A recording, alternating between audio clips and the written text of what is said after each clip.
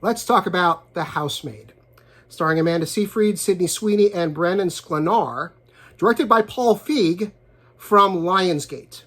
As always, this review will be spoiler-free, but if you prefer to see the film in its entirety before hearing any commentary about it, please feel free to close this video out. I would ask that you bookmark it so that you can return to it easily later. Then come on back and watch this after you've seen the film.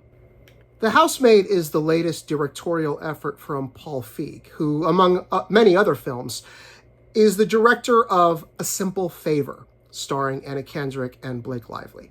Now, granted, that story doesn't have anything to do with The Housemaid, but the type of film that was does. It's another suspense thriller based on a novel that has quite a bit of a twist. Feig is good at this.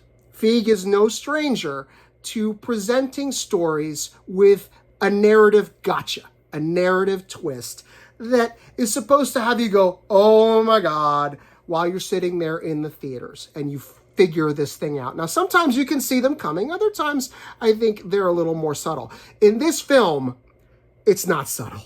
In fact, there's very little of The Housemaid that's subtle. That's not necessarily a bad thing.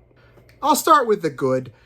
I really enjoyed the performances here. I really enjoyed Sydney Sweeney. I know she's been an easy target for some people because of a certain ad campaign that she did recently that got her under fire.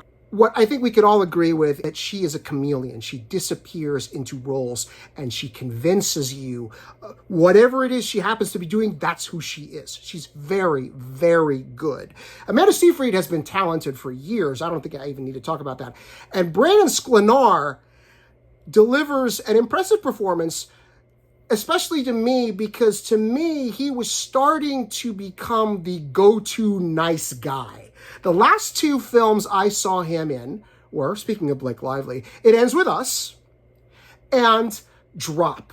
And in both of those films, he plays the nice guy, relatively speaking. Here, not so much. My primary fault with The Housemaid is in its structure. There's a particular narrative device that you'll know it when you get to it in the film, if you see the film, where the entire point of view shifts from one character to another. The narrative voice changes. And in order to balance things out and in order to keep the film going, the director and the script now rely on montages and voiceover exposition to sort of tell and not show everything that happened from that other point of view. Also, and this is just a personal preference, after a while, this film starts to really indulge in a little bit of torture porn. What do I mean by that? Well, we've seen this in a lot of different films. You set up a particular character, an antagonist, to be somebody really, really loathsome, really awful, and then they get what they deserve, and then the film sort of drags it out so that we as an audience can enjoy, along with the character in the film that's inflicting the pain, enjoy that comeuppance. It gets a little gratuitous here. It also gets very bloody. I'm going to stop there before I spoil anything. The Housemaid, to me, a mixed bag for sure. It's never not entertaining. It just goes a little too far for my tastes, but I did enjoy the performances here, all three of the leads. This film is rated R for sexual situations, for language, for violence. Please be mindful of that if you are bringing younger audiences.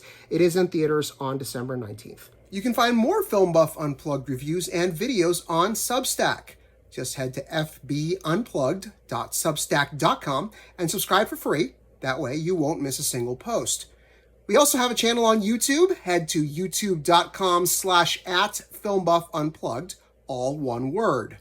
Please give us a like on Facebook, and if you're on TikTok, you can find my review videos and more by searching for @FelixAlbuerne Jr., all one word. Thanks for watching.